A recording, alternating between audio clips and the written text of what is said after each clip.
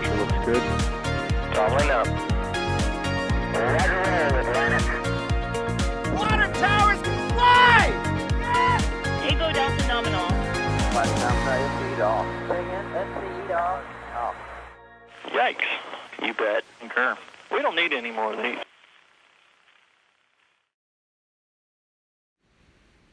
All right. You guys know the drill already, but give us a 5x5 if you can hear us and if you can see us. If you've got both of those going great, make sure to let us know. Seeing 5x5s in the chat. All right, excellent. My name is DK. I'm with NASA Spaceflight over here, and let's go ahead and just go around the horn right quick for the Falcon 9 launch over at Slick 40. This is, what is it, 4-3? Is that correct? Yes, indeed. We just said it and I forgot. All right. Goodness. And that voice you're hearing just now is Mr. Chris Gebhardt. You guys know Chris by now. Chris, how you doing today? Good evening, everyone. I'm doing just fine. Just fine indeed. We've had a spacewalk and a Neutron, and now we've got Starlinks. Oh, right? My goodness. Chris is live right now with the camera over at Slick 40 in Cape Canaveral, Florida. With us, we also have Mr. Adrian Beal. Adrian? Hello, everyone. Hello, sir. How are you? It's going great. What an action-packed day so far, and let's finish it off with a great launch. All right. And as well, we have Julia Bergeron. Why, good evening, everyone. I am coming live to you from the Cocoa Beach area today. Well, where's Cocoa Beach for people who don't know? Cocoa Beach is going to be a bit south of the launch pad and right along the coast, so we always get a beautiful view here. Yeah, excellent. And as always, you guys can tag us at NASA Spaceflight in the chat, and we'll be able to read your comments, answer any questions you might have. I'll start with one. The 4 towers are lightning rods. Thank you very much. we got a couple coming in already. Thomas Anfang and Musical Wolves, some longtime watchers of the channel. What are those 4 towers? They are.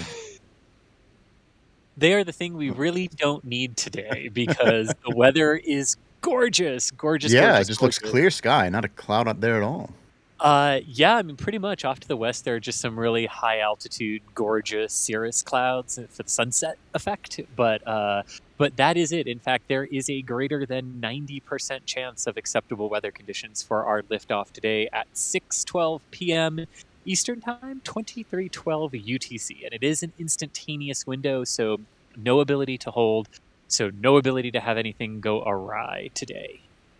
So does that mean, just it either goes or doesn't, or? That is correct, yeah. So okay. Instantaneous window in this regard basically means they've only got, either because it truly is only a single second launch window, or the launch window is so short that if they had an issue and had to hold, they wouldn't have time to recycle the vehicle for another attempt. Sure. So it can kind of become instantaneous, but yeah, basically that means they've got 1 single second shot today, and if they don't make it today, we'd have to go to tomorrow. That makes sense. We got a super chat coming in already from Taylor Van Camp asking, how is everyone today? Congrats on 500K. Hope we can get 500K more. Keep up the fantastic work. Hashtag Aries1 Fan Club. Yeah, we hit 500,000 subscribers on the channel yesterday. Yesterday, right? We did during the Yeah. Starship SN20 event. Adrian, you were there for that event, yes. Yeah, it was a cool countdown to the 500K. We did it kind of live on the stream, and yeah, thanks again to everyone who subscribed already. Yeah, I guess it's just an amazing thing. 500,000, just imagine 500,000 people standing in front of you. That's just crazy. Yeah, right. My goodness, it's pretty. I unfortunately was not able to watch it, but it's very, very exciting that it's already at 500,000. Already, for just a short few months ago. Thank you, and thank you to everyone. Indeed. But yeah, what else we got? Because we got Starlink. We haven't heard Starlink in a while. It's been kind of a minute, yeah. Yeah, we had like those slew of 20 at the beginning of the year, and then we had a lull, and then they had one from Group 2, Flight Group 2, that went from Vandenberg in September. We had the first Group 4 mission, 4-1, go from here last month, and now we have 4-3. And in case anyone out there is going, but Chris, you forgot 4-2. Nope, I didn't. Only 4-1 has launched, and now we're here for 4-3. So These missions have launched out of order before, so it might just be that 4-2 is next, and we'll have to wait and see. But yeah, that is. We are here for some Starlink stuff, and particularly today, there are 48 Starlink satellites on board this particular rocket inside of the payload fairing, along with 2 BlackSky global Earth observation satellites. So this is a rideshare mission, a lot like what we saw some last year, where we had a few Starlink missions which took BlackSky global satellites up with them as well. So the mission profile is a little bit different than some normal Starlink flights that we've seen. So normally we're used to, there's the burn to get into the initial parking orbit, then another burn to change the orbit, and then about an hour later, all the Starlinks deploy. And that's not what's going to happen here today. So this particular mission will shoot for an orbital insertion of 430 kilometers. And the second stage will do that all in its single burn. So immediately after stage separation, when the second stage ignites, it's a total burn to the final orbit that they want to get into. And then it is a coast. So an hour and 3 minutes after liftoff is when the first BlackSky global satellite will separate. 66 minutes after liftoff is when the second BlackSky global will separate. And then about 90 minutes after launch is when the 48 Starlink satellites will separate and be on their way. And the orbit is a bit higher because of the orbit that the BlackSkys need to be dropped off into. And we have seen Falcon 9s do this in the past with rideshare missions with the Starlinks, where they will go a little bit higher than they normally do. So it'll take those tension rods and any satellite that malfunctions a little bit longer to re-enter Earth's atmosphere, but not too much longer. Well, now I have to go through all the questions because you answered a number of them there for us, Chris. You're welcome. The one that you sort of touched on, but I want to be explicit about, Brian is asking, why only 48 instead of the usual 60 satellites today? Is that because of the rideshare? So partly it's because of the rideshare, but also it's partly because of the mass. So the Group 2 and Group 4 that we have seen go before have not had 60 Starlinks in them. And this is a function of the fact that they carry a little bit more mass. So these version 1.5 satellites weigh a little bit more than the 1.0 version. So that, and we know that the 1.0 versions, the original round of Starlinks, basically was at the upper mass limit of what the Falcon 9 could do. They were some of the most heavy payloads that had ever been launched. They were really right at the limit of being able to have enough propellant left in the first stage to get it back onto a drone ship. And these version 1.5s weigh a little bit more. So when you weigh a little bit more, you can not take as much because the Falcon 9 only has a certain lift capacity to still be reusable. So we're seeing a reduction in numbers initially based on the mass of the version 1.5 Starlink satellites, and then a further reduction today because of the BlackSky global rideshares that are on board as well. And Adrian, feel free to jump in and answer any question at any time you want. No, I was just listening. I was listening as the viewers probably. Yeah. But yeah, we should probably mention as well that BlackSky loves to do rideshares. In the past, they utilized a lot of rideshares to bring up more satellites. We had them also on, I think, PSLV. We had them on SSLV, and on Falcon 9 as well. So they are really ride-sharing. Yeah, utilizing different rockets, different missions, and some dedicated flights too to get into the orbits that they want with that Earth observation constellation that they've got for them. Yeah. I want to go through some of the super chats that we've had already coming in. Dougal with $6.99 Canadian is saying, "How's the security today?" Thanks, y'all. Well, I know what he's referencing. It's too cold for the security today. So the reference there is to alligators. Bit too cold for them today to be out and about. Even though it is sunset and that's when they're most active, it's kind of chilly for our warm-blooded friends tonight. All right. Cold-blooded friends. Yes, cold-blooded. Sorry, Yeah. yes. I'm warm-blooded. Jeez, yes. we got that. Christopher Quinn with $4.99 saying, "Which one is the rocket?" Chris, it's the middle one. Yes. Yes. Oh my gosh. Ticonderoga. This is a record launch per year, right? Also 500K with a big heart. Is it? Yes, I believe so. No This kidding. should I be don't the think I realized that. 27th SpaceX launch this year. Let me confirm that. Yeah, that's the 27th launch of SpaceX this year, which is a record for them. So, yeah, congrats to SpaceX if this launches. 27 launches in a year. That's like almost one per week. Well, and it's the second day of December. And So there there are are three still more more. this month. Yeah. Currently, there are 3 more launches planned for later this month, so they could get up to 30. Yeah, and that's of the known ones. There's every possibility too. There could be a surprise Starlink from here or Vandy in there as well. Though here's a bit tight for the end of the year, but Vandy could surprise us still with another one. Yeah. Question from again, frequent contributor Musical Wolves. When will we see Starlink in lunar orbit?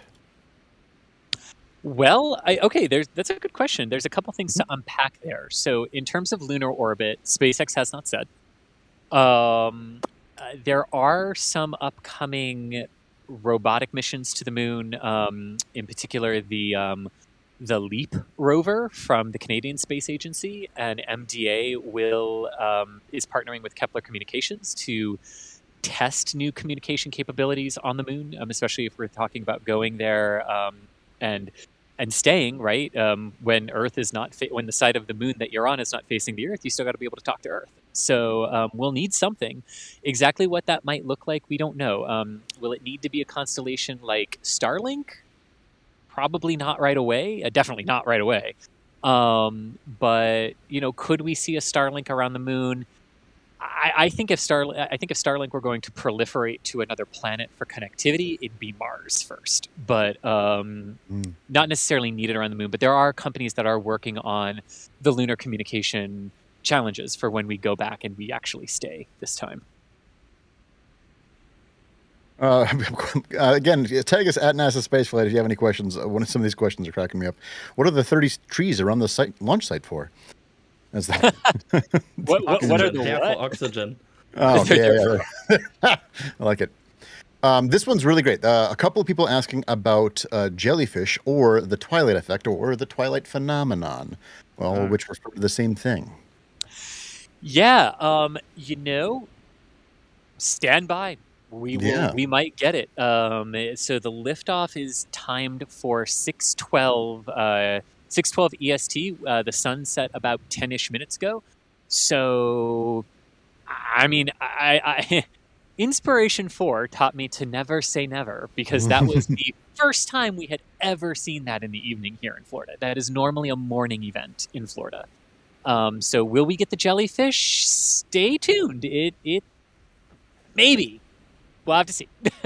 I am crossing my fingers for that. It's so cool to see. It's really beautiful. I do hope that for anybody who hasn't seen it before, I hope that we do end up getting a sight of it.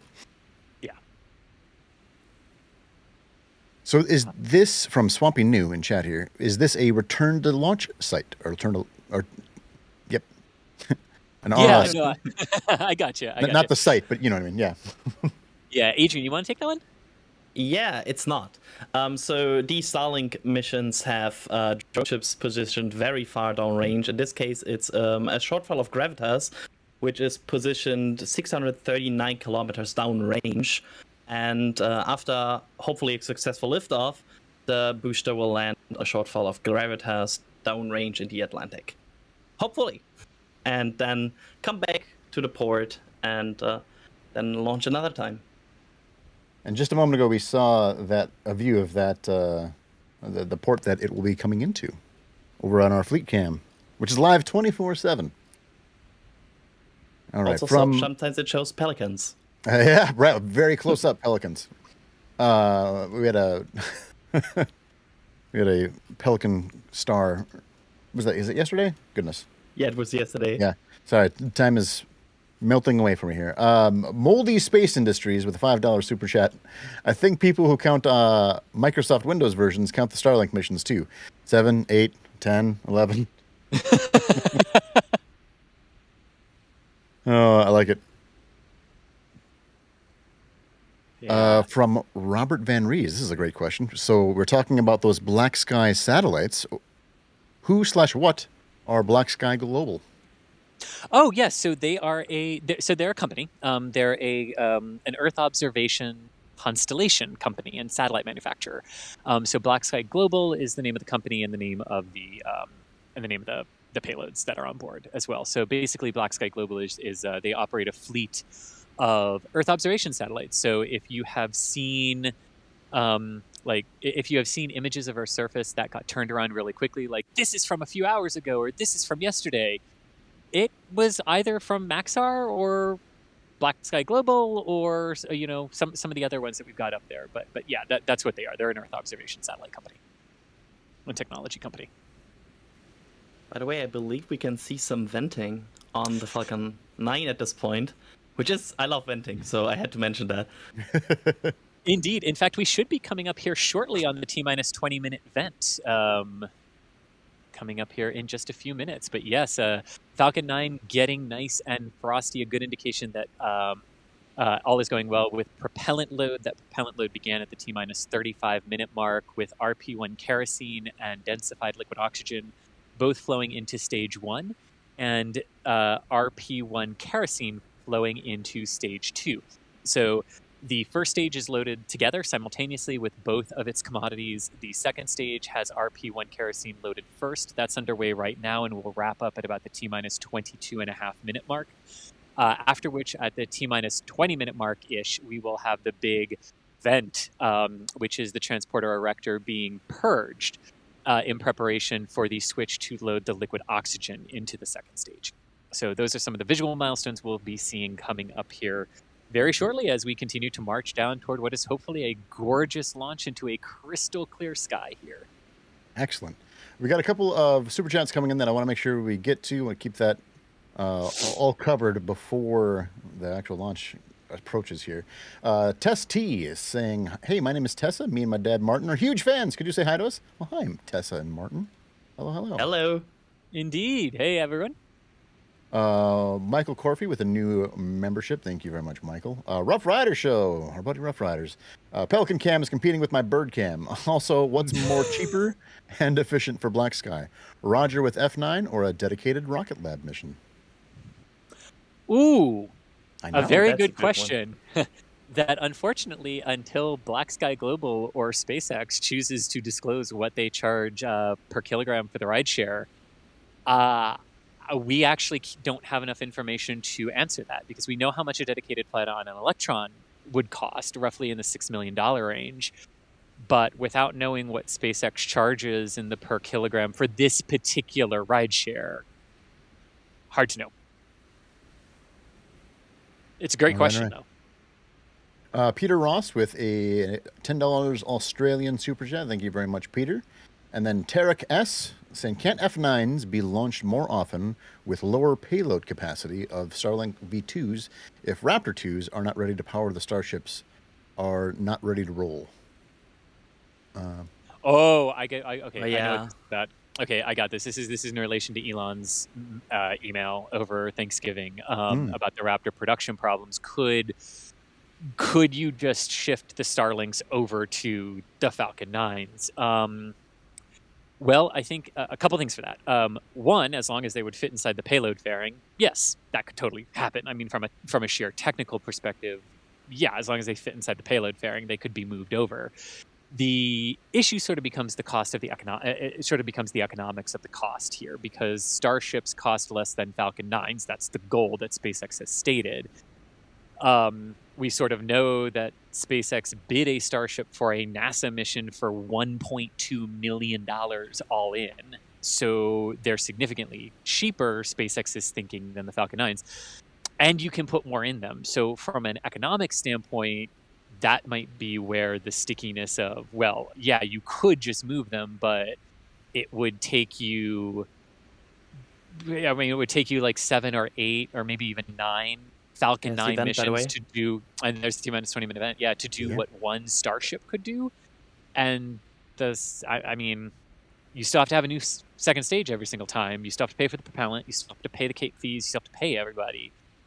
So yeah, economics start to become interesting if the problems with Raptor are as bad as Elon says, which right now we have to take him at that value, that things are really, really bad and according to him, SpaceX might not exist next year. So, that is what he has told the workforce. So, And again, here comes that T-minus 20-minute vent, big vent happening there. It does indicate that things are sort of approaching.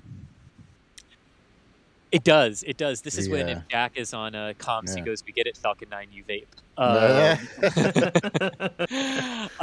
But yes, this is the very standard T-minus 20-minute vent that always looks a bit different based on atmospheric conditions. So it kind of just looks like the cloud is hanging out Yeah, right. there and not moving. But yeah, different atmospheric conditions. This is exactly what we would be expecting to see. And yeah, this is sort of the moment when it starts to get real. Yeah, absolutely. And From next John. up is the. Oh, sorry. No, you please. And next up is the. Oh my God, my Alexa turned on. Alexa, stop. Yeah.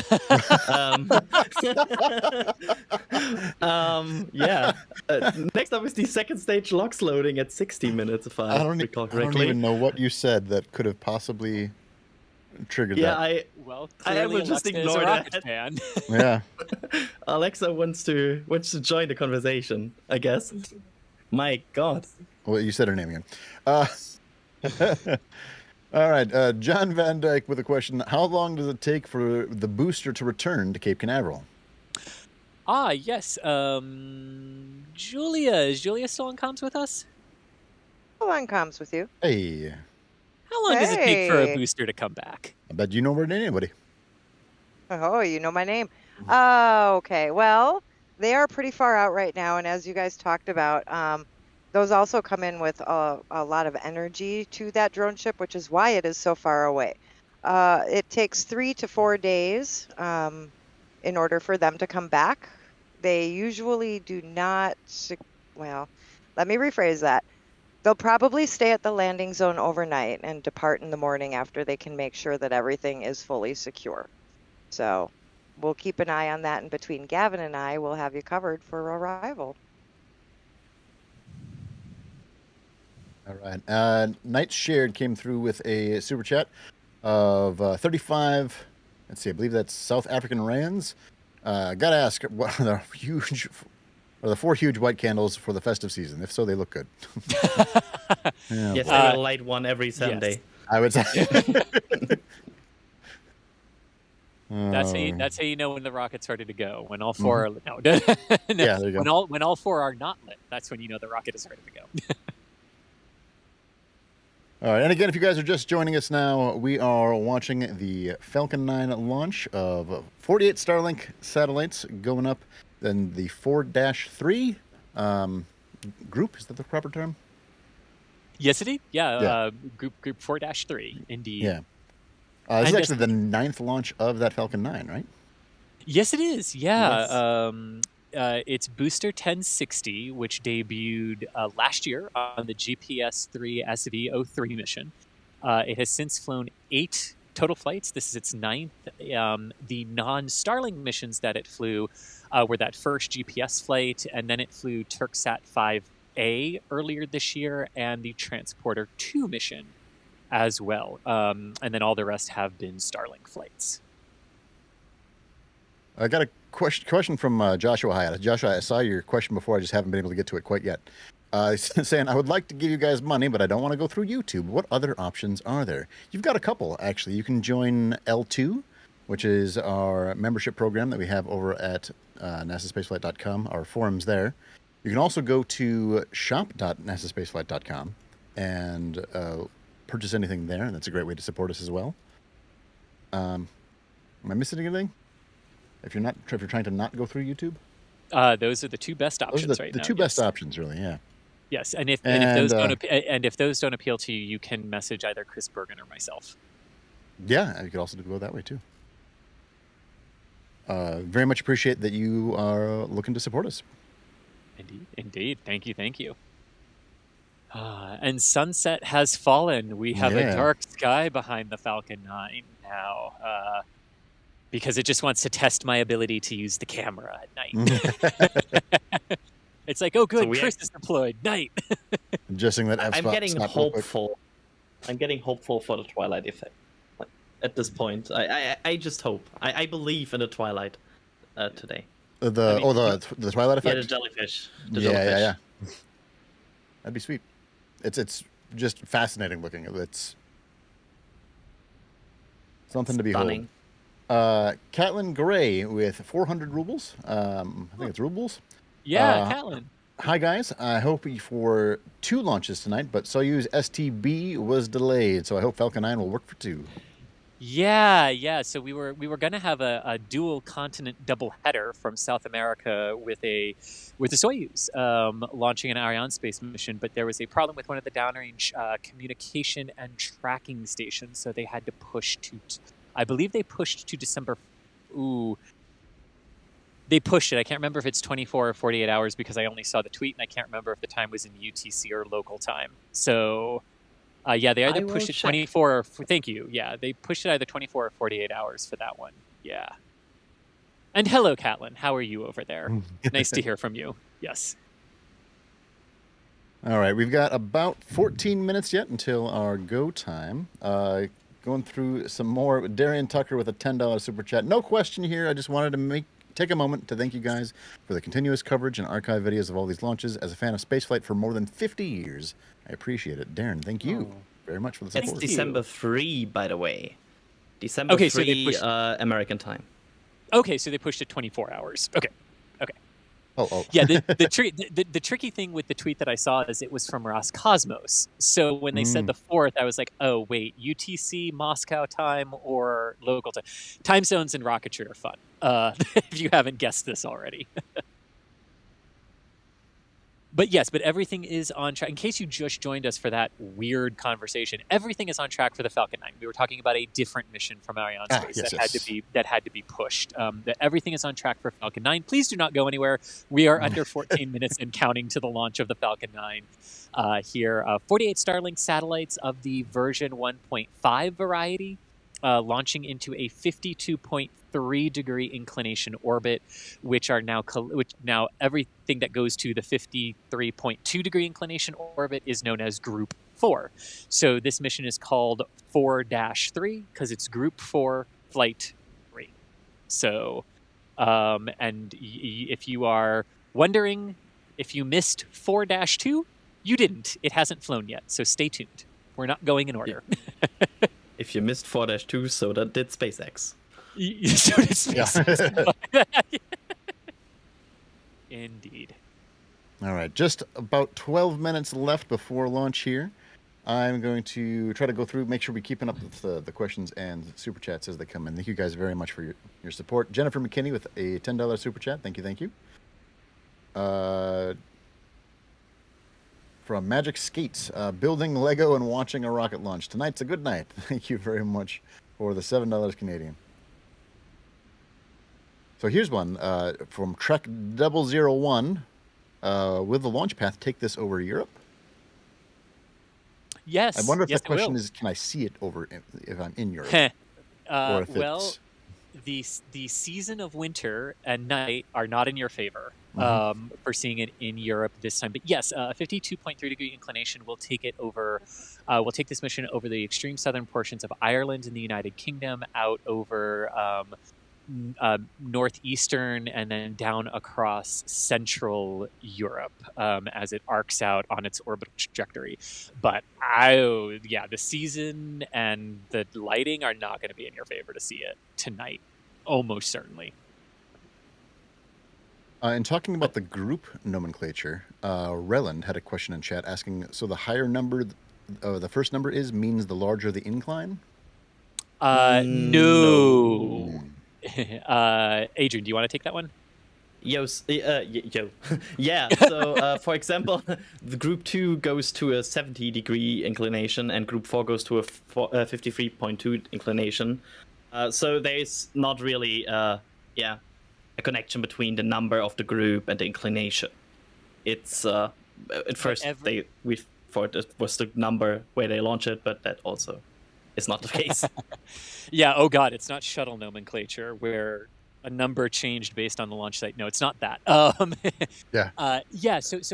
like what Adrian was saying, the only thing I would add to that is that every satellite of Group 2 will go to the same inclination. Every satellite of Group 4 will go to the same inclination, but but 4 is a higher number than 2, but a lower inclination it goes into. But yeah, if that all makes sense. Yeah, what I want to add now is basically in every group you have planes. So orbital planes, that basically is you could say the timing in the plane where all these satellites are, or the position. And in group 4, for example, there are about 72 planes in which the satellites will divide. And yeah, they will basically get their position in different planes all over the inclination to cover everything. Question from chat from Scott Boutelier. Why purge the strong back with liquid nitrogen instead of the liquid oxygen it is purging for, is the question. Because there was kerosene in there a few moments prior, and oxygen and kerosene react to produce the flames that you see coming out of the base of the rocket. So you need to make sure that the propellant lines and everything are purged on the transporter erector so you don't get an accidental ignition source anywhere. Because kerosene is very, very stable on its own, but when given an ignition source, oh boy. Yeah. But that is why they purge the transporter erector. It is also why you will see it roughly 2.5 minutes prior to liftoff, when fueling of the rocket is complete. You will see them purge the transporter erector again with gaseous nitrogen just to inert everything, so there is no accidental ignition of any leftover propellant inside the transporter erector lines. All right, a $2 super chat from Kevin T197. Flight coverage is great with the SpaceX flights. Thank you very much, Kevin. And from Matthew McIntyre with 4 pounds 49. Nothing like a launch the night before my birthday. Thanks for all you do, and big shout out to the missus for putting up with my rocket nerdiness. Happy birthday, Mr. McIntyre. Happy birthday. And Mrs. McIntyre as well. Happy birthday in advance.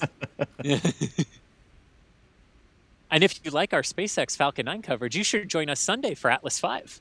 Yeah. Yeah. That's a fun mission, and it's got solid rocket motors. But anyway, we're here for a Falcon and Starlink. Jake31 asking, any odds at seeing it from Charleston, South Carolina? We saw Crew 3 and Inspiration 4. If it is very clear, yes. Yep, it's following very similar inclinations. Crew 3 and Inspiration 4 went to 51.6. This is going to 53.2. Visually, they're going to look very similar, almost identical to you in terms of the trajectory they take. So if you saw them and the sky conditions are the same, go outside. Looking like we're getting some more venting happening here. Is there anything like super big that we can visually see before we actually start here? At 2.5 minutes is the next major big event that you will see. It's the next major visual milestone that we can see from here. Technically, the next major visual milestone is the pullback of the transporter erector to its pre-launch position of 88.5 degrees, but we are due south of it, so we won't see that. Yeah. But yeah, the big visual we're waiting for is the event at 2.5 minutes. All right, right on. Also, speaking of milestones, sadly we can't see this one, but 7 minutes prior to launch, which just happened, they started engine chill. So they are now chilling down the 9 Merlin engine at the bottom of the rocket to prepare for ignition. So that's the next milestone they just checked. Indeed, it's sort of like the reverse of like a human getting into a warm bath or a hot bath where you ease yourself into it to acclimate. They have to do the exact same, but in reverse, right? The propellants are so cold, you would cryo shock, which fancy way of saying they'd explode. The engines, if you just at T0 opened all the propellant valves and let all this super cryogenic propellant just flow into them. So you have to crack the valve, let it trickle in, and get them all nice and down to the temperature. It's technically called the start box. It's the temperature range that the engines have to be in order to achieve a stable ignition. Oh, what a great way to put that as far as the methodology there. I like it. Let's see, a $10 super chat coming in from Philip Lopalato. Thank you for your coverage and the education that comes along with it. Cannot wait for SN20 orbital. Oh my gosh! Anybody who's been paying attention to it at all is really, really into. Very much awaiting it. Can confirm. Yeah. I like this one from Nick Lewis, and I'm sort of keeping an eye on here. Hopefully, we can keep a shorter answer. Do we see any other launch systems do engine chill? Is the question. All of them. All of them. Yep. Yeah. Absolutely all of them is the easy answer to that one. Yes. Well, it turns out when you produce thrust, you also produce heat, right? So. That is in part correct. Yes. Well, yeah. But yeah, no. Every cryogenic engine has to do this. Every rocket engine does have to do this, right? They do have to cryogenically condition themselves prior to liftoff. They all do it in different ways. Some of them are cryogenically conditioned through the fueling process, where the fuel will actually flow through them as it goes up into the tanks. Some of them do it the way Falcon 9 does. There are different times based on the engine. But yeah, a certain big orange rocket that we're going to see on a launch pad next year has to do that for its big 4 RS-25 engines as well, to cool them down prior to ignition. Until you mentioned the engine, I was going for a Delta IV Heavy joke. But yeah. Fair.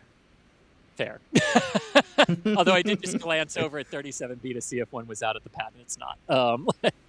All right. Just about a minute before our next event's going to happen, quick question that I've just lost. But here's with 9 engines, can Falcon 9 lose one and continue to orbit, or do all 9 need to be nominal?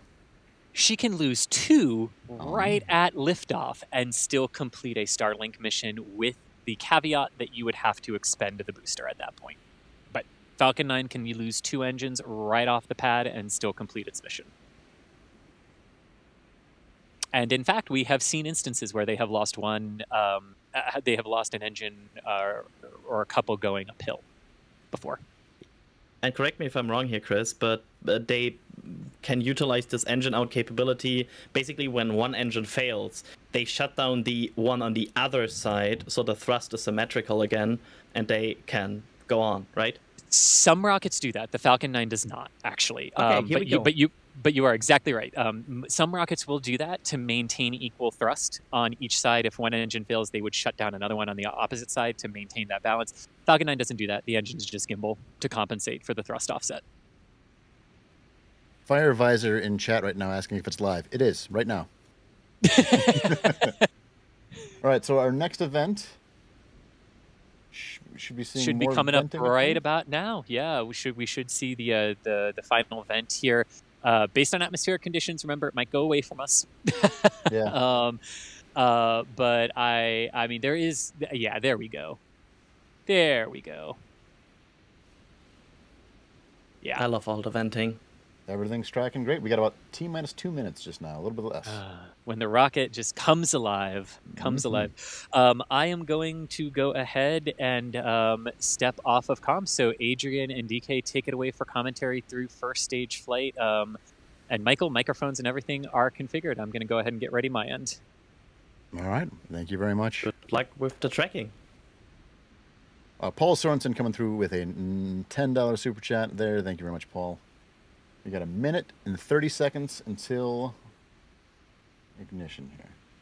Yeah, and speaking of rocket coming to life, the next milestone is at 1 minute, where they will command the flight computer to basically start up and do the final checks before launch. So that's one of the next milestones where the rocket really comes to life and gets ready for launch. Look at that vent. Goodness. Oh my god, that looks beautiful. All right, under a minute now for the Group 4-3 launch, the 9th launch of this Falcon 9 rocket from Slick 40 in Cape Canaveral. Good flight by B-1060. And good landing.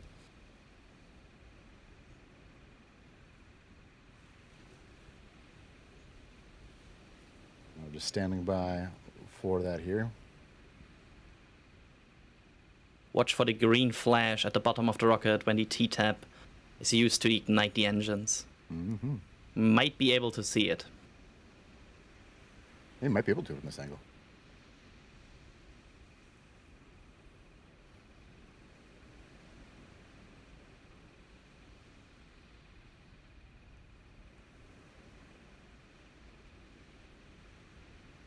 There we go. There we go.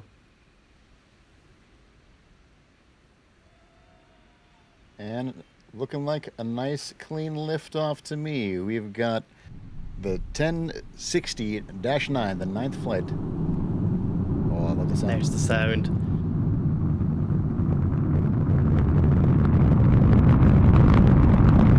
So almost immediately after launch, we'll pitch over to start to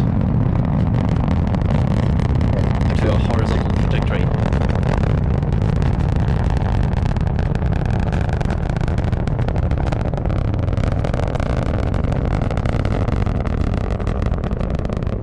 Look at that. Wow, look at that shot from Fleet Cam. That's our 24/7 always live fleet cam right there. Amazing shot, and also amazing shots here. Next up is Max Q at 1 minute and 12 seconds, about that, where the rocket will experience peak mechanical stress.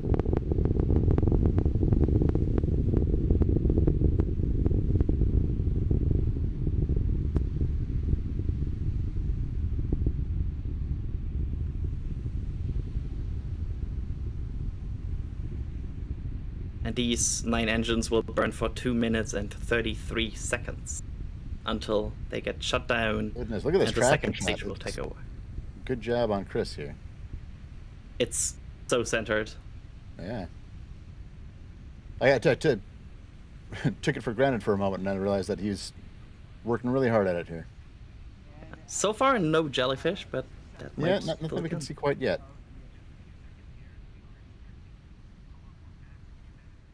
Wow, beautiful track.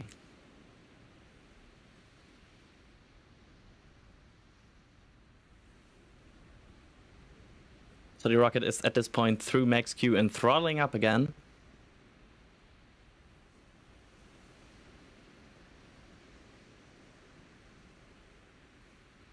And about 20 more seconds of burn time on this first stage.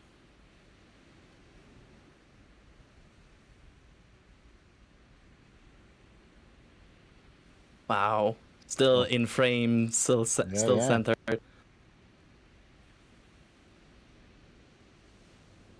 And there's shutdown. And there is And Miko, the main engine cutoff. yeah. Now we wait for the second stage. Oh. And there it is.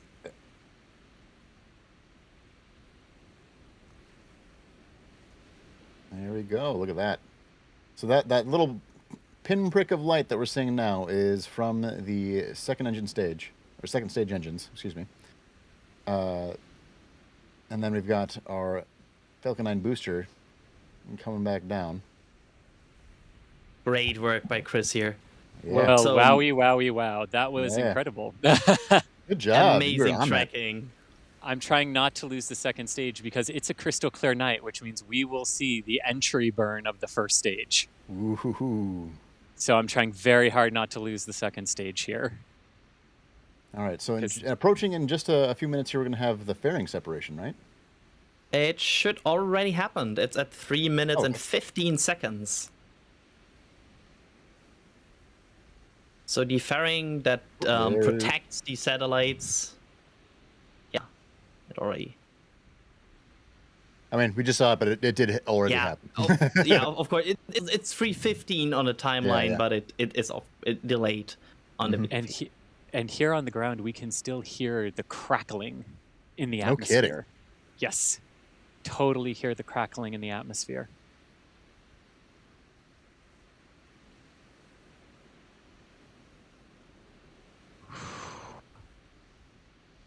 Yeah. Look at the speed in the lower right-hand corner of your screen now, well over at 9,000 kilometers an hour. Yeah. And we're aiming for 27,500-ish kilometers an hour.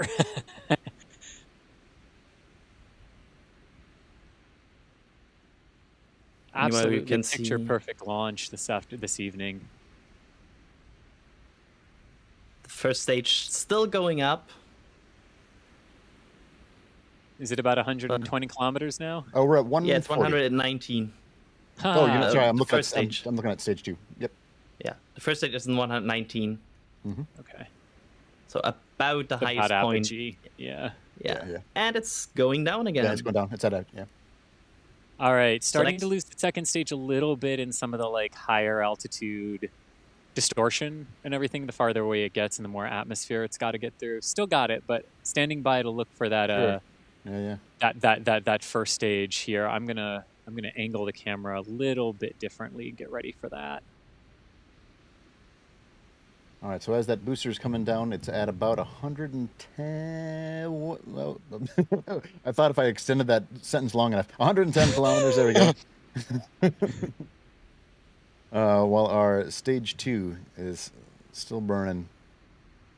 Yeah. Now. And we're gonna be coming up here on that entry burn. Because this is one of the cool things about the Falcon 9 is it uses fire to protect itself when it comes back into the atmosphere. Yeah. Yeah, about if we're going with the timeline on the SpaceX website, it's about a little bit less than 1 minute until entry burn. Okay, so about 30 seconds for my visual then. Yeah. Cool. Standing by. Oh man, I can still barely with the naked eye see the second stage plume, but it's so faint right now. Yeah. Oh, there it is. There it is. That is the landing burn. That is stage 1. Wow. 600 kilometers downrange doing its entry burn as it heads toward a shortfall of gravitas. Look at that. Goodness. These are live views from our camera at Cape Canaveral of that stage doing it. And that's all she wrote for the entry burn. Yeah, so I love that. I love that you can see that was here. amazing. That is not something that we get to see all that often. Nice clear day down in Florida there. And there is a view that we'll go back here. You can see that. Yeah, you can now see the entry burn on the SpaceX feed. Yeah. Yes. Yeah, you saw it once, see it twice. Different angle this time. Bonus. Oh, I love these views of the crescent Earth behind it, especially. Oh, right. You know, these sunset missions. It did not do the jellyfish. It did not do the jellyfish effect at all. Not on the second stage. It's more common for morning launches. Yeah. I we did really see one. have. Yeah, I really think they picked 80253 for the exact reason that someone in SpaceX figured out that the stage would do that at that exact second. Well, otherwise they weren't rendezvousing with anything. Why did you pick 80253? That's a fair point. With this launch, we just missed it. Barely. Maybe. All right. The landing burn is basically starting now. Quick here, yeah. Yeah, with the SpaceX stream being a bit behind, it should be in the landing burn. At just about 5 kilometers in altitude for that booster. Yeah, And then the booster landing and then the second engine stage cutoff happens pretty close together here. There we go. It should land now. There we go. There we go. Ooh. Come on, baby. Do it. Kiss the deck. Come on. And ooh, she's over it. Okay. Ooh! Just waiting Landed. for the image to clear. Look at that. I think, yeah, that looks good. Well, let me put it this way. It hasn't exploded. She landed. There you go. There we go. Yeah. There it is. go. There's the nice clear image. Look at that. And then second engine cutoff should be in just a second here. And there it. Yeah. Amazing to see these rockets land. And there we go. Seco, and that is it. 27,300. That is orbital velocity. So that should be them in a 430-kilometer orbit. And a successful launch and recovery of the Falcon 9 booster 1060-10 because they level up upon landing, sitting on a shortfall of gravitas. We have a wonderful image of a nice, happy, clear launch pad having done its job. And now for the rest of the mission, there's a bit of a prolonged timeline to this. So there are the two BlackSky global Earth observation satellites that are the ride shares on this mission will separate first. They will separate 63 minutes and 66 minutes after liftoff. and then these 48 Starlink satellites that are on board will separate about an hour and a half after liftoff, and they should be within range of the Boca Chica tracking station. So maybe we'll see some dishes at Boca Chica swiveling around to move and track them as they come overhead, because that does happen sometimes.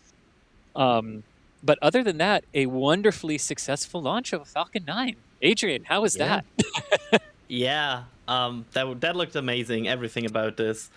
I love night launch of Falcon 9 because you can see it on ascent really well, the engine's performance and how the plume extends, which is just lovely to see. So yeah, and always great to see these land. It's never getting old. And Pedro Benson in chat here had a $5 super chat saying, "I was able to clearly see it from Tampa." I imagine it looked. Awesome. I mean, with how as clear as that night was, it looked like you could see it all sorts of places, really. Jeez. Indeed. And you both, DK and Adrian, you both are free to keep talking, but I did get the signal to start wrapping it up here at the Causeway, so I am going to have to sign off myself after a wonderfully successful liftoff of the Falcon 9 on Starlink Mission 4-3. Thanks All right, again well, thank for you the very much, tracking, Chris. Excellent tracking shot. Oh, Yeah, I know. that was I was so happy amazing. myself as it was happening. I was like, yes, it's working. Practice makes perfect. We got there. All right, but I am going to go ahead and shut down my camera feed and pass it off to you both. So thank you both for being wonderful co-hosts. It's been a Chris. pleasure being on air with both of you. As always. And same. Michael, Thank thank you you a for lot. everything in the background too, Michael. Oh, Michael, I didn't shout you out before. I'll make sure we do that later. But that was just Chris Gebhardt there in the field right at Slick 40 in Cape Canaveral, working the cameras and also doing his best to multitask while also being on comms there for a minute. Real quick, we got Axie with a $5 super chat. Thank you very much, Axie. And from here, I just want to go around the horn very quickly. Mr. Adrian Beal was also on us, as well as his Alexa. Yes. Thank you very much for being on comms with us here. Always love having you on these streams with me. Thanks for having me. Julia Bergeron was also there. Julia does a lot of work with Fleet Cam, right? Do we still have Julia? I do work with Fleet Cam, and you'll often find me in Port Canaveral. Yeah. So you're largely, partially, I don't know, responsible for that view that we had of that fireball in the sky right from the port there. It was what a great shot that was. And Partly responsible. there you go.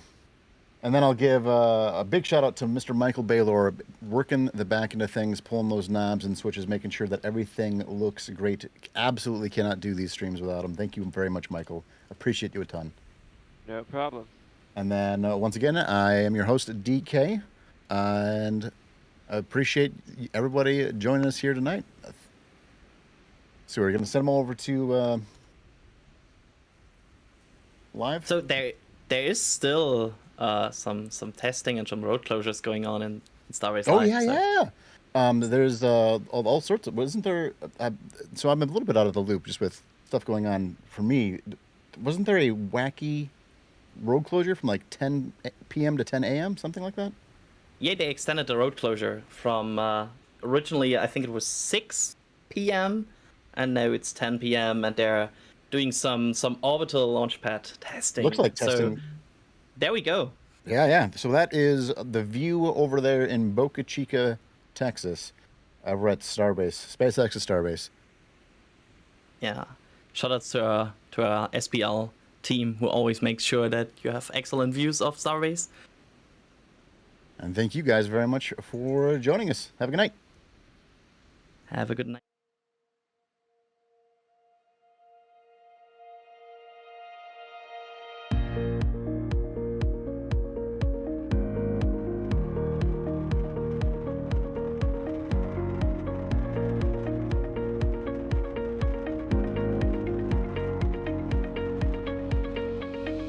We have liftoff. Propulsion continues to be nominal. RCP chamber pressure looks good. Traveling up. Water towers, fly! Yes! Tango Delta nominal. Fighting outside of speed off. Bring in, SC off. Yikes. You bet. Concur. We don't need any more of these.